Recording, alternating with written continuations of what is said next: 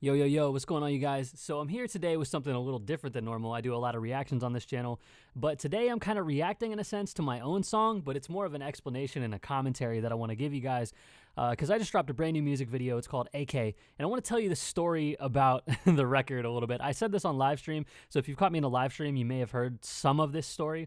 But I just want to give insight on all of it. So before I do anything, I'm going to talk about what got me to actually making this song relatively briefly here. So I made this song. It's called AK after AK-47, the gun, obviously, and then Akron. That's where I went from where all this went down. But I used to live in Akron, and my parents have had a house there for their entire life. And my father passed away September 29th of 2020. It's only been a few months, so it was unexpected. I got a call from my uncle, and he told me that my father had passed away this morning. So I immediately got in my car and I drove up to Akron because, my mom had passed away almost 2 years prior, and I was the only person that could take care of anything. So I had to immediately shoot straight up to Akron. And my dad had gotten himself into kind of rocky place. He got in with a bad crowd of people. He got into a crowd of people where a lot of them were doing drugs and a bunch of nasty, gnarly shit. He was declining after my mother passed away, and I can't blame him for it, and I never will, simply because, he lost the love of his life after 36 years of being married, and he was going off the deep end a bit. But I got up there, and immediately the house was trashed. I went in the house was trashed. My uncle was there. There were a couple fiends there. Apparently, this girl that was on like hella heroin and all these other drugs was staying at the house. I don't know what the fuck that was about. So I had to go in, strapped up, kick these people out. I had to make them clean up all their stuff, and I was like, hey, you're never going to come back here, so please get everything that you have now, all of your stuff, and we're going to get you out. So I had to supervise them and make sure that these crackheads didn't steal anything. And then, Jesus, after that, we got a big dumpster and put the dumpster in the yard. And we started clearing out the house. There was trash, paraphernalia. It was just disgusting. The whole house was terrible after we had left. And the whole time, throughout the whole process, there were these crackhead people. It was like a trap house. I essentially went down and shut in the trap house. And this was my childhood home, so you can only fucking imagine what I'm feeling like in here at this point. On top of dealing with my father literally passing away. So I have these crackheads literally coming to the house trying to take bags of trash that we're throwing out and stuff like that. I had to tell multiple of these people, these groups of people that came, that, hey, do you know anybody who could come here and cause danger or harm to anyone that's here? Because if you do, I want to let you know that it's not a good idea. Please do not come back here. You will be met with deadly force if you come back here. And tell everyone you know that this is not a place to come in and scalp things because someone passed away. I had to tell so many people this. I had to get aggressive with a handful of people. It was one of the craziest times of my entire life. I stayed at the house for about a week. Amanda and them came up and stayed with me for a few days, but other than that, I was staying at the house by myself. We were clearing it up, cleaning it out, and every single night I was sleeping in my bed with my Glock and my AK-47 just like at the ready, because I knew that at any moment something could pop off because one of these people was going to come and try to break into the home, especially because, they thought that they laid a claim to coming. You guys know how trap house type shit works, where they do drugs in the house. They thought that they could come there and lay claim to some of the stuff, and I had to protect it, and it was just absolutely insane, man. I had to get belligerent with a handful of people. I shut down every situation accordingly, and I made sure that no violence happened, nothing bad happened, but I had to move people out. It was crazy, absolutely nuts. And that's where this song stemmed from, because I thought that after my dad passed away that week, I was going to make a super sad song. Well, I booked a studio session in Akron. I think it's called Next Up Studios or something like that. And the guy who recorded the song, his name was Source. He sent it to me, and I mixed and mastered everything. But I went up there and I booked a studio session, and I ended up doing this aggressive ass song on a beat that I had by Syndrome. My homie James, he's one of my main producers. I got aggressive as fuck. I did 2 songs that week. I did Lucky You and I did this. And it all stemmed from this, headspace that I was in. I had to be more aggressive than usual. I was really pissed off. I just lost my dad, and he left me in this situation. and it was absolutely nuts, man.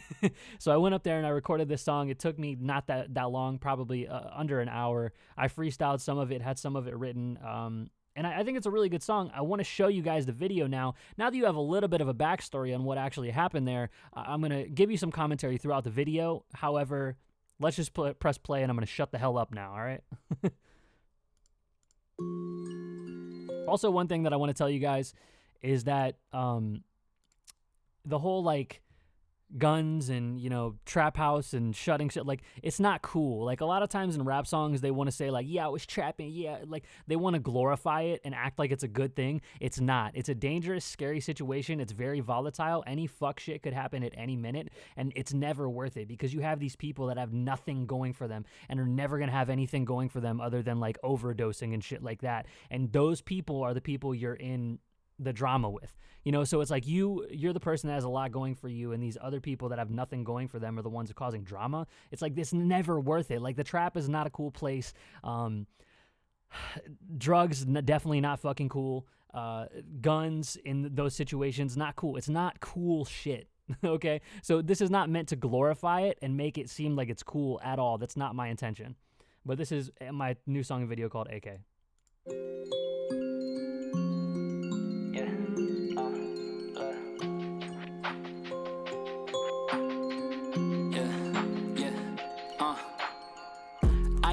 But I got dreams, work myself, my own team.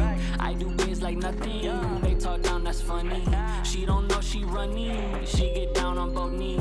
They hit me, they want things, but I give them nothing. Okay, so this right here, this whole setup, you see the music video starting, and we come in the music video, and you see smoke and mirrors, and the smoke and mirrors in this, it seems simple, but it was simply just a metaphor for what, you know, nothing is actually as it seems. It's not what you get at face value.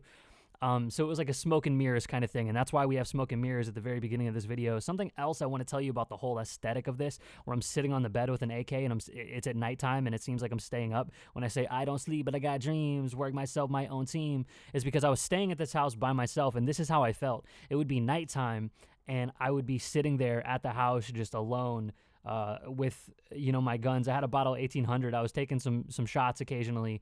Just like, I was writing music. I was chilling, just trying to get some rest before the next day that I had a bunch of shit to work on. And I was also trying to make sure that no one came to the house. So I'm sitting there in the dark in this empty, pretty much like abandoned childhood home that I lived in.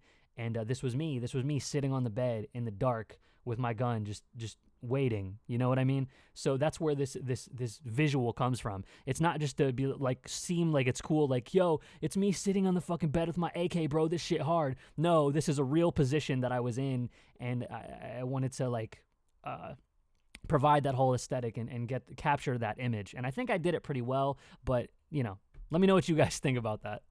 AK on my lap when I sleep. I shut down that trap in a week. 47 bands on my. Also, I did. I shut down that trap in a week. When I grieve, I'ma take shots and I move out fiends. When I said right there in this chorus, well, it's like a after the chorus, it's the start of the verse.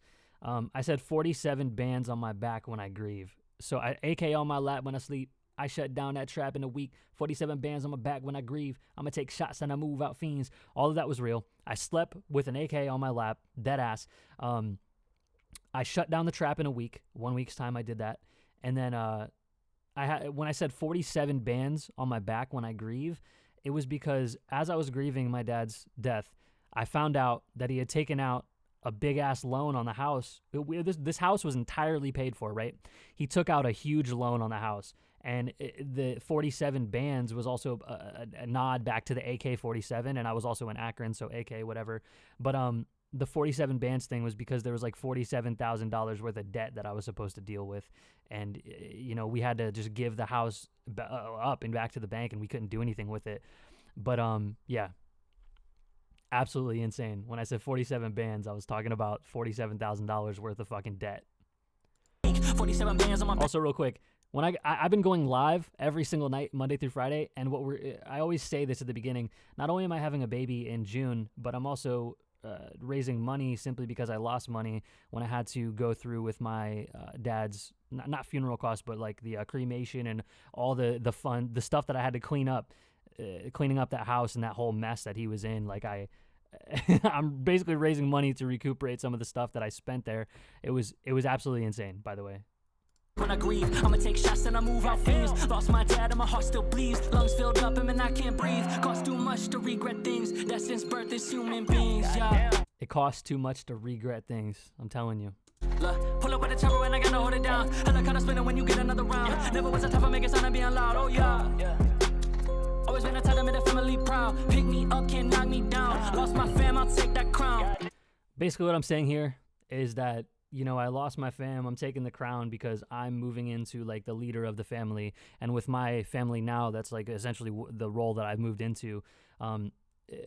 Though there are dark tones in this song, there's a lot of optimism, and that's how I always am. I'm saying like what doesn't kill you makes you stronger. It's making me a better person, and it's very, very hard, but it's making me a better person. Also, through this video, there's no cuts. I want it to be just my raw, unfiltered thoughts, and I want to explain this to you guys without any premeditation. There's no notes written on a paper here. This is directly, literally the truth, what happened. I don't claim to be a G, but I know my ABCs. Not JK, I'm rolling streets. Work OT, say I'm OP. I'm a son, I got UV. I'm covered from A to Z. Numbers locked like 1, 2, 3, 4, 5 rounds, 6 magazines. That was one of the craziest setups ever. I don't want to explain the whole thing, but that was just like, I knew that in the song I had to bar out. But when I said, like, I'm their son, I got UV, I was talking about my parents, you know, I'm their son, I got UV. And I said something like A to Z. You know, because I was doing the alphabet scheme, but the Phoenix Suns are from Arizona, so like that was another little hidden bar in there. But that shit is crazy. And then my dad had 6 magazines for his 45, and I got that 45 and I gave it to my uncle. But when I said 4 or 5 rounds, 6 magazines, I was talking about the gun that I inherited there. Sleep, but I got dreams. Wear myself my own team. And that part as well, I was wearing a shirt that said "Kill Your Ego." On face value, it just makes sense, you know. Like this whole thing had to make me kill my ego. My ego had no place in this. And throughout life, you realize so much how much your ego actually inhibits you from opportunities. Your ego inhibits you from connections, interpersonal connections with people, and I don't know. It's just like I like the symbolism of wearing that shirt that said "Kill Your Ego" because in this situation, I seem confident, almost braggadocious as I'm doing these things, but I'm not. It's more of a like kill your ego and get it done without big upping yourself for doing it. It's like nothing. They talk down, that's funny. She don't know she running. She get down on both knees. What I was talking about, I said she don't know she runny. Because, you know, like, no is runny, stupid shit. But she don't know she runny. She get down on both knees. I'm talking about these fiends that were at the crib. That's what I'm referring to. And then I said, they want things, but I give them nothing. They hit me, they want things, but I give them nothing. So many people were showing up to the house asking for things. They were like, yo, this thing in here is mine. Or they would show up and say, you know, like, can I have this? Can I have that? And I'm just like, no, I give them nothing. People were actually showing up every single day that I was at the house to get shit. It was so fucking ridiculous. I got a whole lot of spark. I don't sit, I don't man, I really move in this shit is a walk in the park. Light out the tunnel, they coming up dark. Yeah. Sleep with AKs on my lap. They run up, man, they get trash. On that garbage, catch this mag. Bitch, I'm grand, keep that a stack. Yeah, dying is costly. I learned that it's life that we live in the scam and they making the profits all off me. That part right there hit me so hard when I wrote it because I said dying is costly. I learned that this life really scamming. They're making the profits all off me. These weird politicians have these things written in laws that like when someone dies, you have to pay the government so much money. As soon as my father passed away, I didn't even get to the hospital to see him yet. I was driving to Akron. He's literally laying dead in a hospital. The hospital calls me and asks me what funeral home I want to send him to. I don't get a second to breathe. I don't get an option. Immediately, they're asking me for something that costs money. Literally seconds into this. So that shit was fucking nuts. And I got there, and immediately I sat down with the funeral home, and they handed me a pricing sheet. Before we did anything, they handed me a fucking pricing sheet. So when I was like, dying is costly, everybody's making profits off you.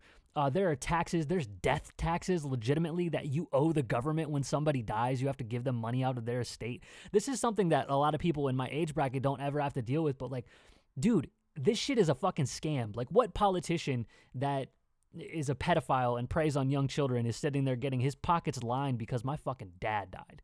You know what I mean? Like, that shit's crazy. I don't want to get too political with it, but it just, I'm going to press play. So how much could that really cost me? Chains on our necks and our wrists, but they saying it's frosty. Now they just killing us softly, and I'm getting salty. Look, I came in a rush. Shh, listen, man, I'm keeping it hush. Mill wall like I came for the bucks. Glock on me and I'm keeping it tucked. Go off in the streets going nuts. Pressure on me and it's not letting up. I learned from this shit to be tough. Phone on and I'm calling it bluff. Yeah. So everything I just said there, I already told you guys. I literally went up to Akron as fast as I could. Glock on me, I'm keeping it tucked. Pressure on me and it's not letting up. I learned from this shit to be tough. You know, it's like I learned. Phone on, I'm calling they bluff. Just straightforward shit. I don't sleep, but I got dreams. But this is not something talking about rappers. I'm not rapping to rap. It's not a rappity rap song. It's not what it's about. I just really wanted to make that clear, that it's not one of those records that you turn on and it's just the guy rapping on a fucking cipher to be like, yo, phone on, Glock on me, and I'll keep. It's not like that at all. Swear myself, my own team. I do biz like nothing. They talk down, that's funny. She don't know she running. She get down on both knees. They hit me, they want things, but I give them nothing. AK on my lap when I sleep. I shut down that trap in a week. 47 bands on my back when I grieve. I'ma take shots and I move how fleas. Lost my dad and my heart still bleeds. Lungs filled up, I can't breathe. Cost too much to regret things. That's just birth as human beings. Fuck. Yeah. So that was it. That was AK. I hope that gave you guys a little bit more insight on the reason the song was made. And I hope you enjoy the song. The original will be linked down here. Also, real quick, I want to tell y'all something. We got new Raven merch. It's literally my head tattoo. I can't do it. My head tattoo on a t-shirt. And we got masks. Look, the Raven. The Raven masks. Y'all need to get this shit. It's literally my head tattoo. It's tattooed on the side of my head. I hope you guys enjoyed that. I hope you guys will continue rocking with me. I hope you enjoy the album. It's called The Raven. It's out everywhere now by Postcard. I don't really have too much else to say. Catch us on the live stream. We go live on this channel every night, Monday through Friday at 10 p.m. I give my raw, unfiltered, honest reaction and commentary on things. We listen to music. I give feedback, constructive stuff. Sometimes we just talk about how good a record is or how bad it is. But it's all off the cuff. Never edited, never fake, no gimmicks, none of that bullshit. I guess the gimmick almost is being honest. So I hope to see you guys later on tonight. And much love to you. Thank you for rocking with me. And the trap's not cool. Guns aren't cool. But, you know, they're a necessary part of our society at this point. So, hey, it's all love from here, man. Love y'all. I'll see you soon.